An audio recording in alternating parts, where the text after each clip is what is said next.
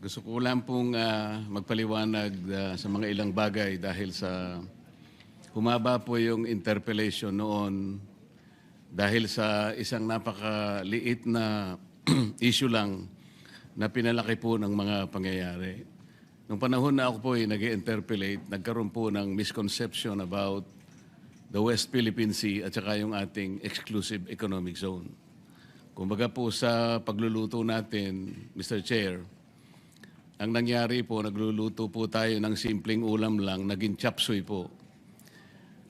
At nung maging chapsuy po, lalo pa pong lumaki sapagkat meron pa pong napakaraming mga tao ang sumausaw at naglagay po ng seasoning. Isa po sa taong sumausaw sa issue, Mr. President, ay yung dating Justice ng Korte Suprema, si Justice Carpio. At saka yung isang profesor yata ng Universidad ng Pilipinas, nangangalang J. Batong Bakal.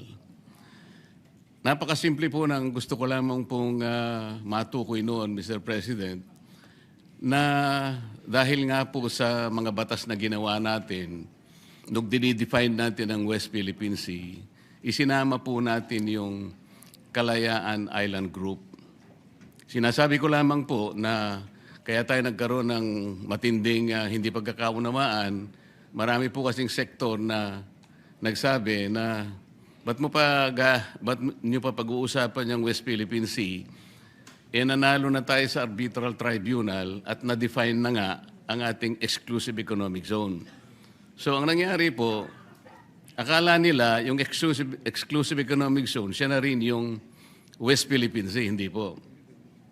Napakadali pong i-define ng ating exclusive economic zone kung paano nating madi-define din ang ating territorial sea at ang ating contiguous zone, even our continental shelf at ang ating territorial sea, sapagkat magsisimula nga po doon sa archipelagic baselines. Ang nagiging problema po, pinipilit nila na yung West Philippine Sea kagaya na rin ng EEZ. Hindi po. Nung isama po yung Kalayaan Island Group, nakalimutan po nila na yung ibang features na sinasakop po ng ating bansa, halimbawa po yung Pag-asa, yung Parola, yung Kota, yung Lankiam, ito po ay 200 nautical miles away from the baseline, ay from the EEZ. Kaya nasa labas po sila. Alam po nyo, Mr. President, nung nagkaroon po tayo ng hearing sa CA, tinangka ko pong itanong sa ating ilang mga miyembro ng armed forces na nandoon, 35 po sila, Mr. President. Nalungkot po ako nung malaman ko sa sagot nila, hindi pala nila alam na yung ating mga occupied territories sa KIG ay nasa labas po ng ating exclusive economic zone. Ito po yung mga official po ng ating armed forces, Mr. President. Nakalulungkot po sapagkat ano po ang ipagtatanggol nila kung hindi naman po nila alam pala kung nasaan po yung mga isla na ating pong sinasakupan. Napakahalaga po noon na Mr. President, bagamat ang usapan doon ay teritoryo, dahil sa definition po ng ating West Philippine Sea, ang importante po doon ay yung karagatang sinasakupan natin.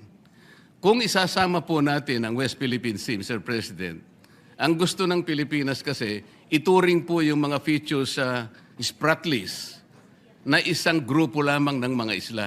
Yung tinatawag po nilang offshore archipelago. Ang sabi po ng arbitral tribunal, Mr. President, hindi po ninyo magagawa yan, sabi niya, sa Pilipinas. Tama na kayo po ay isang archipelagic nation, ngunit hindi nyo magagawa yan sapagkat you will not be able to meet the requirements of land and water ratio.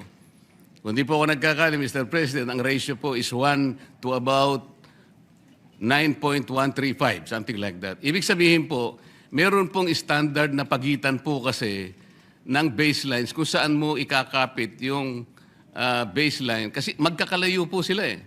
Lalong-lalo na po doon sa mga ibang features, Mr. President, na hindi okupado ng Pilipinas. Ang dami po noon.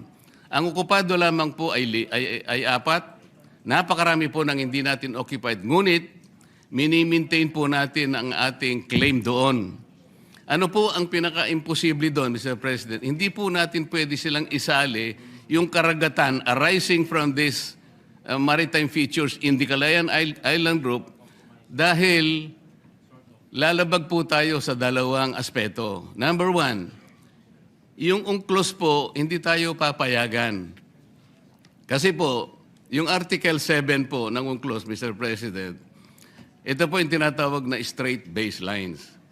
Mababiolate po yun kapag kinonect po natin yung features outside our EEC ng mga straight lines dahil yung straight baselines po natin magde-depart po sa appreciable part ng ating yung general direction ng ating cost. Yun po yung sinasabi ng Article 7.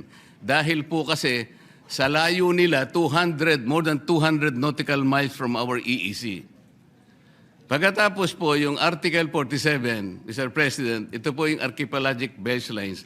Mababiolate po, ito po yung sinasabi nating ratio of water to land.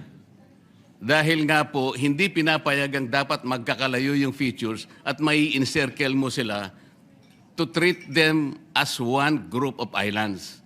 Hindi sila pwedeng i-classify na isang unit lamang para lang mag-generate ng sarili nilang maritime space.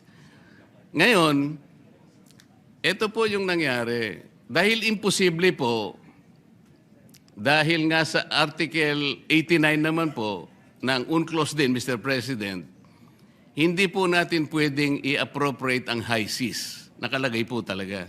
Yung mga features po na malalayo sa ating exclusive economic zone, Mr. President, ang layo na po nasa high seas na. Sa layo nila sa bawat isa, they are also separated by high seas. Kapag kinonect po natin mula dun sa ating exclusive economic zone, ma-appropriate po natin ang high seas, mababiolate po natin ang 3 artikulo ng UNCLOS. Pati po yung tribunal ay inconsistent na rin po yung tayo natin. Sinabi rin po niya sa China yun eh.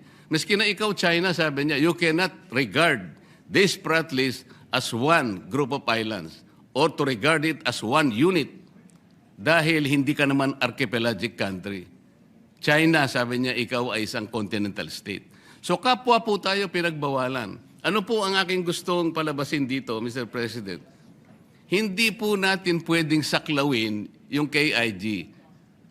Pero liliwanagin ko po, yung KIG, atin po yun eh. Ang pinag-uusapan natin, land features, teritoryo po yun, Mr. President. Ibang bagay yun. Hindi ko po sinasabang hindi atin yun. Ngunit dahil ang pinag-uusapan natin, West Philippine Sea, yung katubigan natin, imposible pong i-connect natin yung ating exclusive economic zone at ituloy po natin doon sa territorial sea na generate po ng napakaraming features. Magkakamali po tayo. Yun ang pinagbabawalan tayo. Ngayon, bakit po nung nag-hearing tayo sa CA, paano ko po nasabi na imposible yun kako doon sa representative po ng Armed Forces, mahihirapan po kayo, imposible, dahil malalabag po natin ang napakaraming artikulo ng UNCLOS. Hindi po natin mai-enclose, hindi po natin makokonek yung territorial seas nung napakaraming features na yon na ating ino-occupy, magkakamali po tayo at baka sakali, kung gusto nyong gawin, we cannot do that unless, sabi ko, we give up our itong KIG. Hindi ko po sinasabi na i-give up natin. I am only trying to reinforce the argument na hindi at imposible nating gawin. Sapagkat atin yung teritoryo, pero sa tubig, hindi po natin pwedeng itagos yung mga baselines dahil magkakasala tayo at lalabag po tayo sa UNCLOS mismo. Ang dami po ngayong mga gumagawa ng kung ano-anong salita. Sumama na nga po yung napakaraming tao na sinasabi ko ro, i-give up natin ang KIG. Mr. President, kahit kailan hindi ko sinabi yun. Teritoryo po yun, land features po yun, hindi sakop po ng arbitral tribunal. Ang sinasakop lang po ng tribunal, yung tubig po. Kaya lang magkaintindihan tayo. Hindi ko sinasabing hindi atin yon. Teritoryo na natin yon dahil occupied na po natin yon. Ngunit ang pinag-uusapan lang po, yung tubig nila, hindi natin pwedeng i-connect doon sa ating exclusive economic zone. Kasalanan po yon, mali po yon. Kaya yung nagsasabi po na, ayun po, dahil ina-advocate ko rin po na i-give up natin. Saan naman po kayo nakakita ng ganun, Mr. President? Ang dami pang AIs ngayon. Nabanggit na rin po kanina. Senador po kami daw. Kami po ay mga traidor. Paano po bang magiging traidor ang isang tao? Nililinaw lang po ang basihan na sinasabi natin kung gusto nating magkaroon ng West Philippine Sea o di makiusap tayo.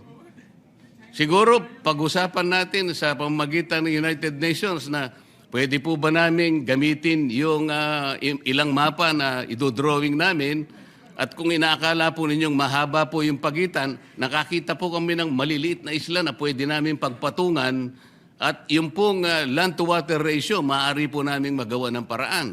Ganun po siguro, pero hindi yung automatic po, tatagos tayo sa mga ganong klaseng batuhan, pipilit po natin. Hanggang sa ngayon po, Mr. President, kaya hindi ma-define ng West Philippine Sea. At sabi ko nga po, hanggang ngayon ay walang ginagawang mapa, kahit na sabihin pa nilang merong mapa, hindi po totoo yun. Mr. President, kahit ngayon pwede po ninyong konsultahin yung tinatawag nilang DUALOS, Mr. President. Ito po yung Division for Ocean Affairs and the Law of the Sea na nasa opisina ng United Nations. Wala pong nasasubmit ang NAMRIA. 14 years ago, inorderan na po silang mag-submit. Bakit hindi po sila makapag-submit? Dahil sa hirap nga po nito. Hindi po pwedeng i-connect, Mr. President. Yun lamang po. Kaya, wag po nilang ipipilit na ako po ay traidor o kaya pro-China. Hindi po. Mr. President, naghahanap lang po tayo ng katarungan at katwiran dito. Kailangan maabisuhan po natin ang Coast Guard na kung ano man ang kanilang pinagsasabi rito, nagkakamali po kayo sapagkat wala pa pong West Philippines, wala pa po tayong mapa. Ang West Philippine Sea, nagkakaintindihan po tayo, gusto nating gawin, gusto nating i-drawing, pero pagsikapan po natin kung paano natin talaga i-drawing sa harap ng napakaraming legal impediments na nakaharap sa atin. Yun po yung gusto kong linawin, Mr. President. Ngayon, kaugnay po dun sa pagbobotohan natin ngayon. Kagaya po na sinabi ni Senator Cayetano, Mr. President, talagang ako po nagtataka, i-condemn po natin ang public statements ng China na hindi ko po nakikita alin-alin po yung mga public statements para po tayong napunta sa eleksyon, mag-i-elect po tayo, pero wala pong kandidato, paano po tayong boboto? Yun po yung pinaka-problema natin. Yung pong Coast Guard, Mr. President, binasa ko po yung kanilang mga kapangyarihan, yung powers and functions of the Coast Guard. Hindi po nagkakamali, nasa 17 functions and powers. Ni isa doon, wala po akong makita, Mr. President, na pwedeng gawin ng isang spokesperson, nagagawa siya ng ganun, pupunta siya sa isang eskwela, magdi-discuss siya doon at sasabihin niya, bully ang presidente ng China at gagawa siya ng caricature. Wala po sa functions eh. Paano po ngayon natin bibigyan ng encouragement na pagbobotohan natin, ididepensa po natin yung paraan na ganun. Tayo po ay nagkakaisa na kailangan po natin ilaban ng sa atin. Nasabi na po yan kanina ni Senator Alan. Ngunit yung pamamaraan po ang problema eh. Ngayon, gusto kong bumoto sana kung halimbawa Manila ang pinag-uusapan natin. Ngunit kung boboto tayo nang dahil sa pinag-aawayan natin, nagmula po sa isang salita o pamamaraan ng isang spokesman ng Coast Guard at doon nga po ang pinagmula ng maanghang na salita at ngayon nga po ay nakukompromiso na tayo at pagbobotohan natin, susuportahan natin yung ganung pamamaraan, baka lalo po tayong magkamali eh. Mr. President, tayo pong mga Pilipino, merong kasabihan eh. Kapag binato ka pag pinukol ka ng bato, batuhin mo ng tinapay. Yun po yung kulturang Pilipino, Mr. President. Ngayon po, maski sa Biblia po may sinasabi, kapag yung bulag, inakay niya ay kapwa bulag, wala po silang kapupuntahan, Mr. President. Naghahanap po tayo rito ng clarity. Ano po ang nangyari? Sa paghahanap ko ng clarity, sa paghanap ko ng sagot para suportahan natin ang West Philippine Sea, ang inaani ko pa po ay parang ako po'y maka-China. Hindi po. Hindi po. Sana po ipatawag natin ang NAMRIA. Para sa ganun, itanong natin sa kanya, bakit sinabihan ka na in 2012 sa pamagitan ng Administrative Order Number 29. 14 years ago, sinabihan ka na in consultation with the DFA na i-prepare mo na yung mga mapa. Bakit hanggang ngayon ay wala pa? So imbes na ipatawag po natin ang NAMRIA, ang gagawin po natin ay boboto tayo sa mga public pronouncements ng China para po yatang parang parang may problema doon na Mr. President. Imbes na ipatawag natin yung mga taong dapat gumawa ng mapa sapagkat gusto ko rin pong malaman kung paano nila gagawin ang mapa. Sa akin po kasing palagay, imposible silang makagawa ng mapa dahil nga magbabiolate tayo sa napakarami po na artikulo ng UNCLOS at lalabagin po natin yung arbitral award na ating isang pinagbabasihan. So, Mr. President,